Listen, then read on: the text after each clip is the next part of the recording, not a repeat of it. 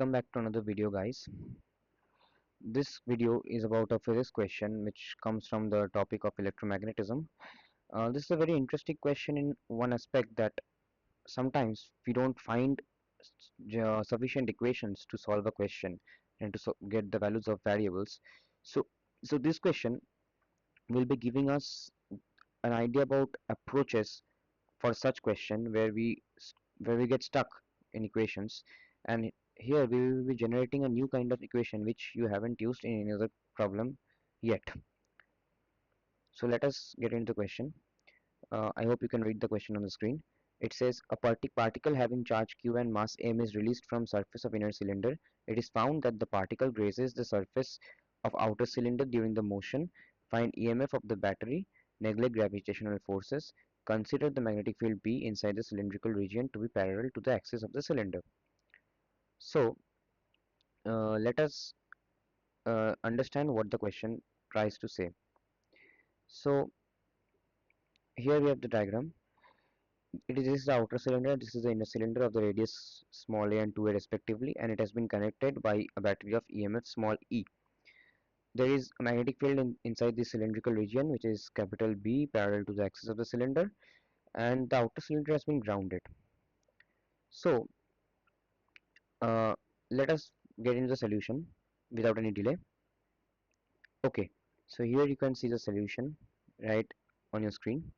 So first let us analyze the diagram of how the particle is moving inside the cylindrical region.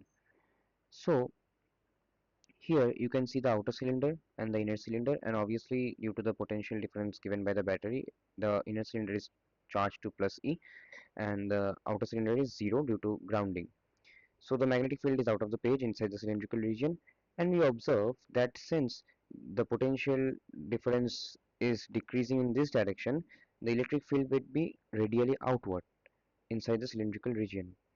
Now, we consider that the particle of charge q and mass m has been released from this point A in the inner cylinder. We can easily identify the trajectory of the particle inside the cylindrical region due to the given magnetic and electric fields. It will be somehow like this, right?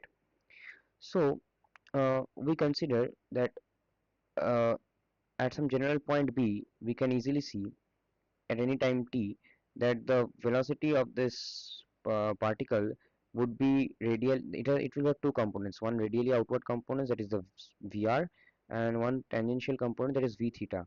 And due to these two components there will be the forces like this. Due to vr it will be q vr b in this direction, and due to v theta it will be q v theta b in this direction.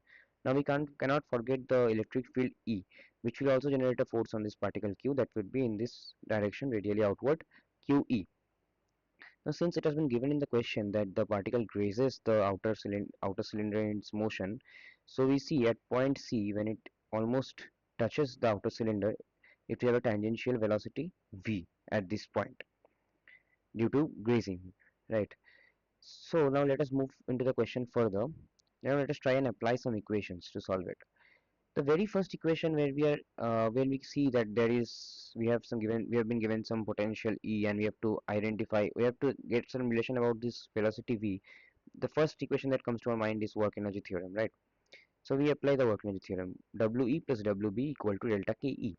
Now work done by magnetic field is always zero, because you know the magnetic force is always perpendicular to the displacement of the particle at any point on the trajectory, right? But now there is some work done by electric field due to the applied potential difference, that is of the value q small e, and its changing kinetic energy is half mv square because u equal to 0 initially. So we get an equation. Now here the real game starts. After this, what in general what we think of after solving such questions, that we try to find some relation between forces, or we try to find some other equations like conservation of angular momentum, such, right? But here you can see that none of those will be of much help would be of much help. You There is no angular momentum is obviously not conserved, and you can't use some force equations to get an idea of the trajectory. It would be of no help here to find the potential difference, the find the EMF E, right? So what we can use here, so now let us try and you know go to the very fundamental basic of from where the angular momentum came. We are using angular momentum, conservation of angular momentum, but from where angular momentum came? It came from the torque, the application of torque about that particular point. So let us think about the application of torque here at the point, center point O. So if we consider the torque of the magnetic forces at any general at about the center O at any general point B, we get tau O equal to QVRB, the force, into the radial distance r, equal to dLO dt, because only the tangential force component of the force would be creating the torque, rest are in the radial direction. So we rearrange the equation and we put Vr equal to dr dt because it is the radial velocity, and we simply form a differential equation of this form: d by dt in brackets LO minus QBr square by 2 equal to 0. Now anything inside a differential when it gives 0 means that the thing inside, the term inside, the physical term inside that differential is constant. So we have written LO minus QB small r square by 2 equal to constant. So you can see this is somewhat, if we consider this as some term, this is basically the conservation of this term in this entire motion. This term is conserved in the entire motion, and we can easily say that this can be applied just like we apply work energy theorem or conservation of angular momentum in our equations between the final point, initial point A and final point C, to get some expression or get some relation between the variables, right? So the same thing we are going to do here. Let us apply our new generated expression at points A and C for the motion of the particle.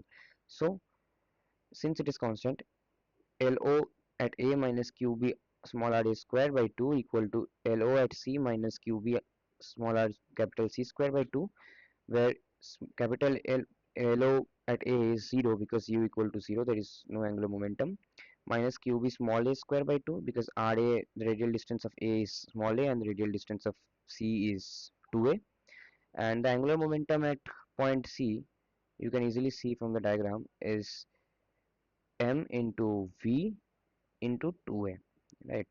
The radial distance is 2a, so 2ab minus qb capital 2s small 2s capital whole square by 2. So further solving this equation, we get here, where I have substituted this mv term using the first equation that we obtained, q small equal to half mv square, I got mv equal to under root 2m q into small e. We can eliminate the power of a and square the both sides to obtain this, right? So if we rearrange it, we'll get our final answer, which is the EMF E of the battery is nothing but 9q capital B square into a small a by 32 m. Alright, so this is our final answer. We obtained it by eliminating the velocity, unknown velocity v.